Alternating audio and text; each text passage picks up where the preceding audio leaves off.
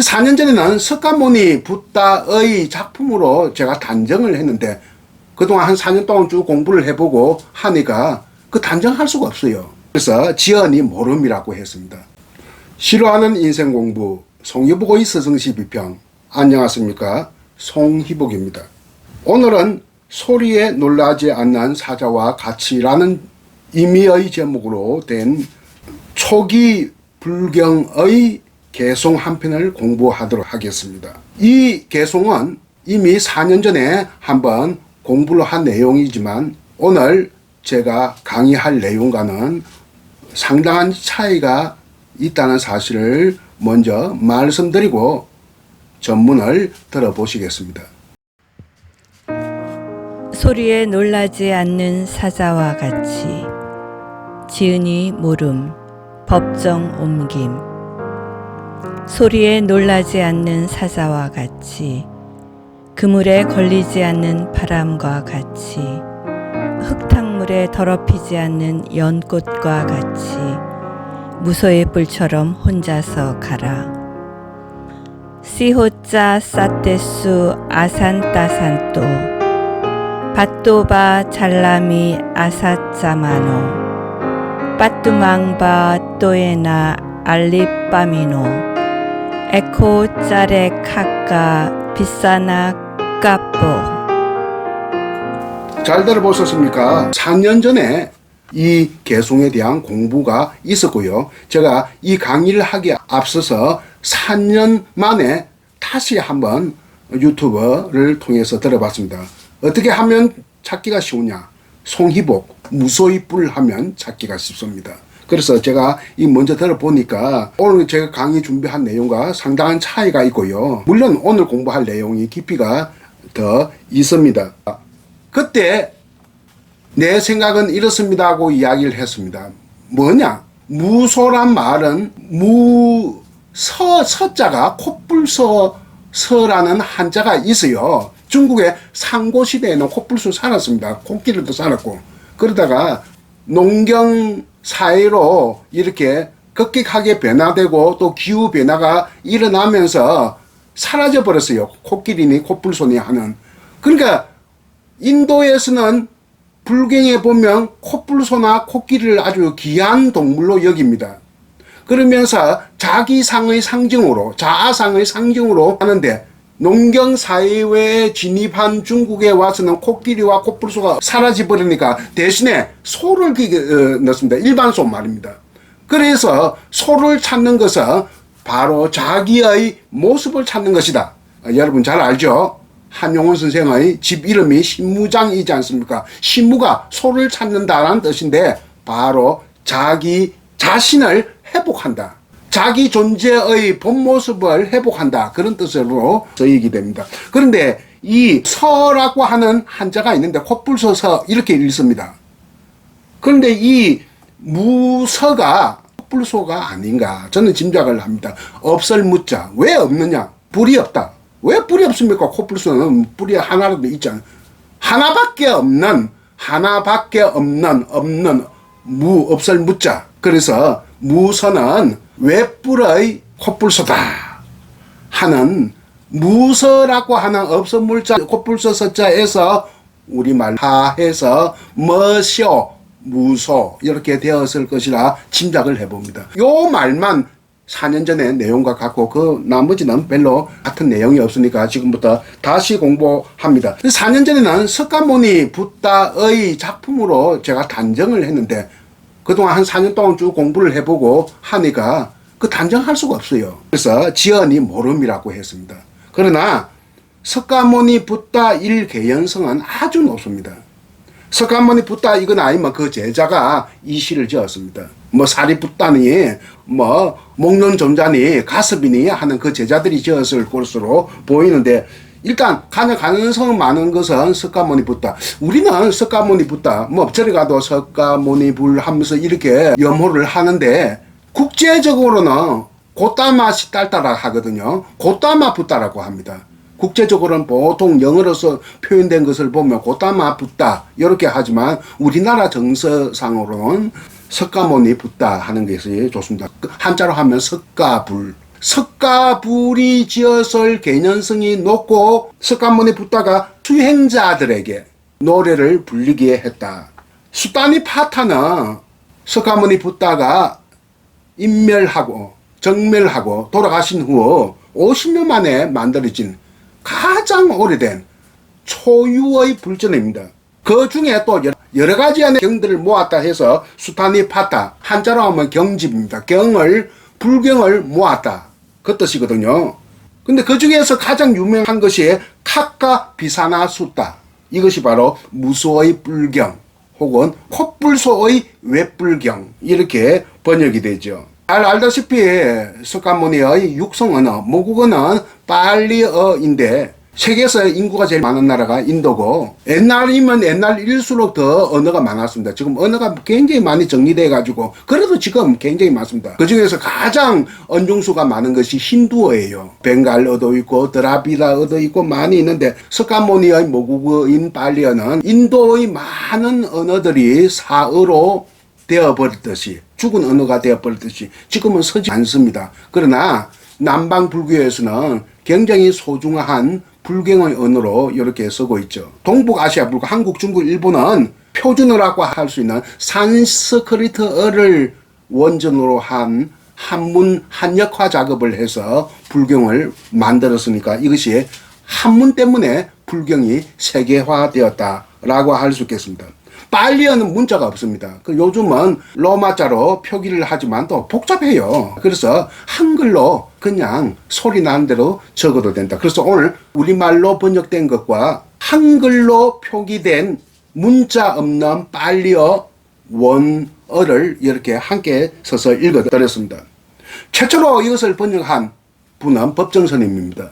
법정스님이 이 수타니 파타를 최초로 번역을 하고 팔리어를 몰랐기 때문에 지금은 젊은 학생들, 스님들, 또 학자들, 불교학자들 팔리어 공부한 사람 많습니다. 법정스님 시대에는 아무도 없었어요. 그래서 일본어로 된 수타니 파타를 법정스님은 1933년생이니까 초등학교 6학년 때 해방이 되었어요. 그러니까 일본어 공부를 갖다가 한 6년간 했기 때문에 일본어 잘합니다. 그래서 번역을 했습니다. 그리고 나서 다른 책에서 특히 이 시, 소리에 놀라지 않는 사자와 같이 이 개송을 두고, 개송이라고 하는 것은 노래입니다.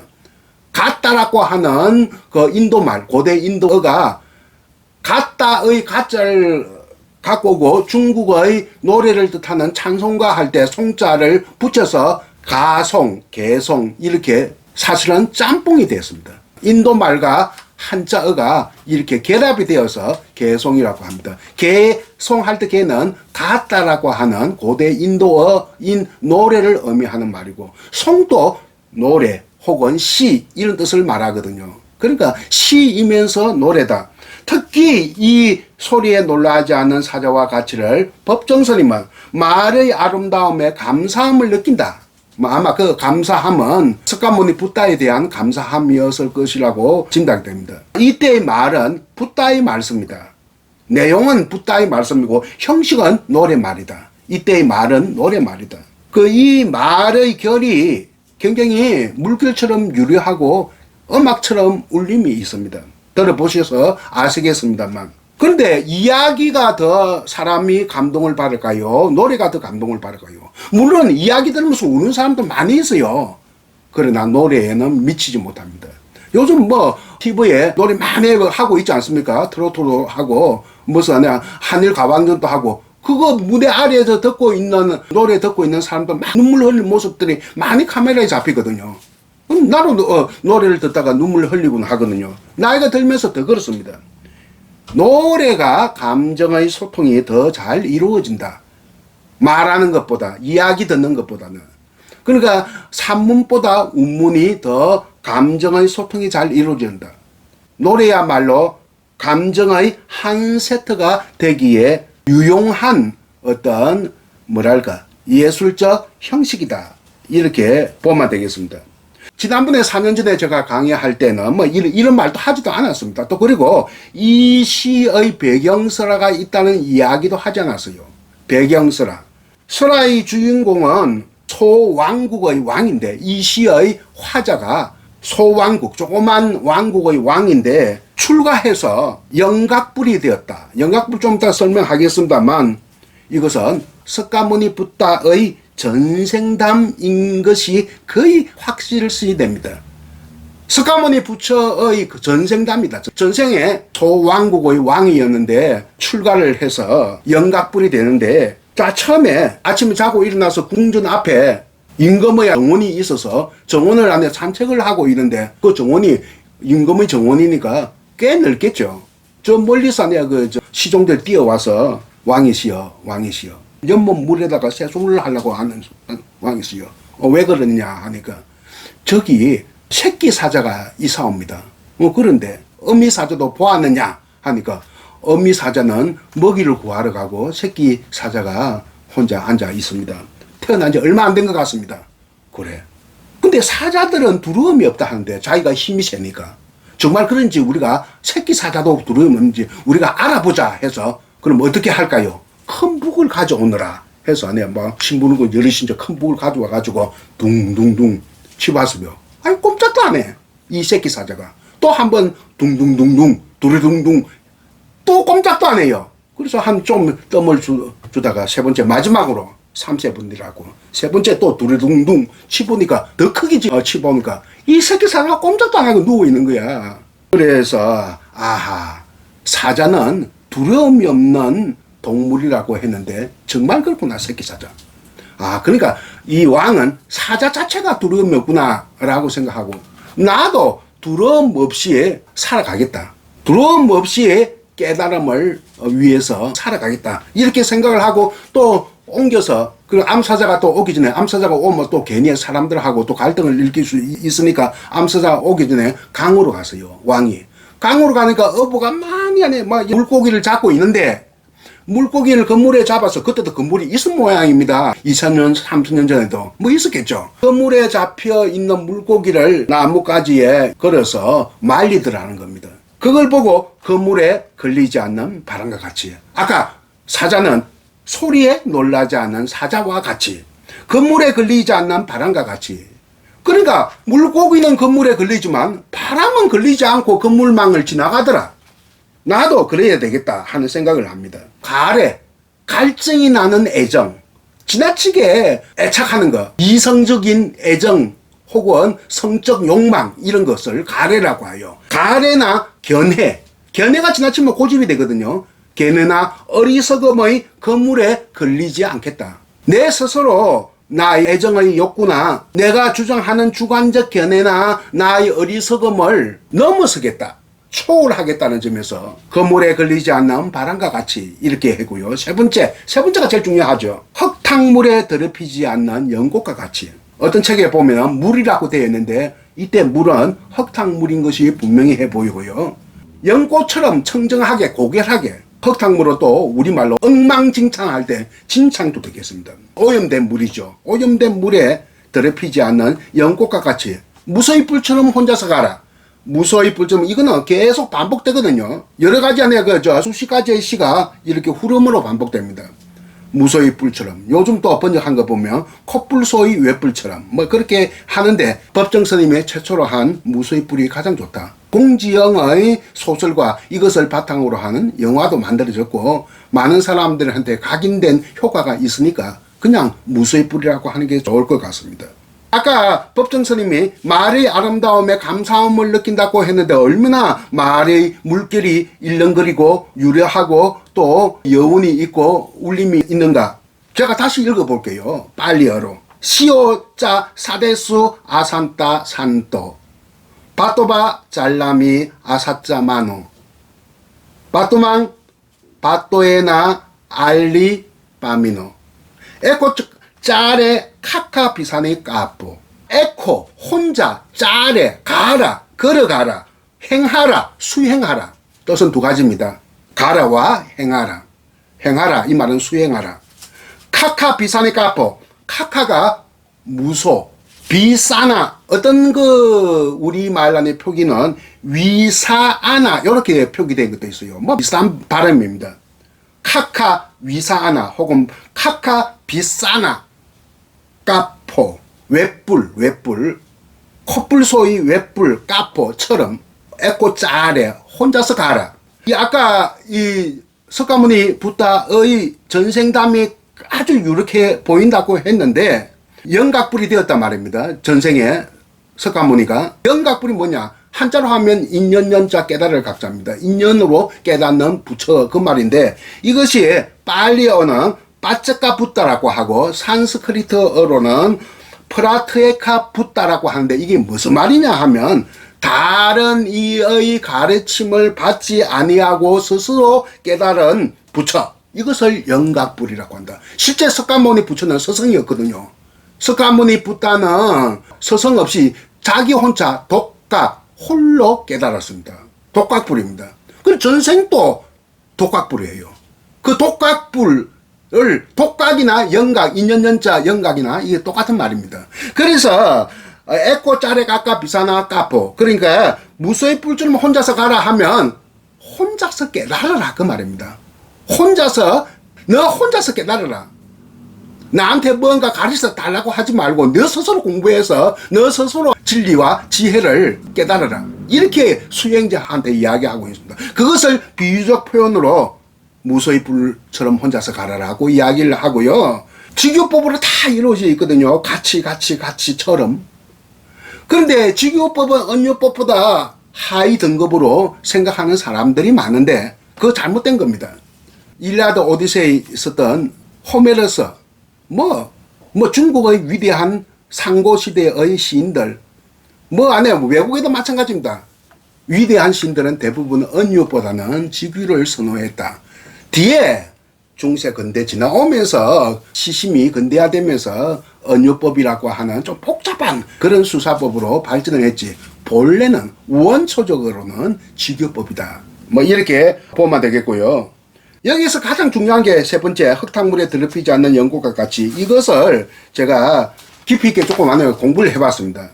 에릭 에크로이드라고 하는 융기한 카를 융을 공부한 정신분석학자가 있는데 꿈 상징, 드림 심볼즈, 꿈 상징에 대한 공부를 많이 해서 책을 내었는데 영문판으로 이미 1997년에 판사를 했던 어떤 분이 심리치료에 관심을 갖고 공부를 많이 했어요. 이분이 이걸 번역을 낸 적이 있는데 그 책이 바로 요게 꿈 상징 사전입니다. 오래된 책이죠. 벌써 번역하는데 그 많은 사람들이 이 책을 좀 우습게 알고 잘 인용도 안 해요. 꿈 그건 뭐 대단한 거냐 라고 생각할지 모르겠지만 정신분석학에서는 이것을 무시하면 안 된다. 여기에 연꽃을 뭐라고 되어 있느냐, 세 가지를 상징한다고 했습니다. 첫째, 의식적인 자아나 자기를 상징한다.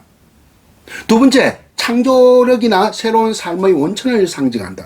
세 번째, 여성의 질을 상징한다. 그러니까 성적 상징이죠. 이 세 번째는 아닙니다.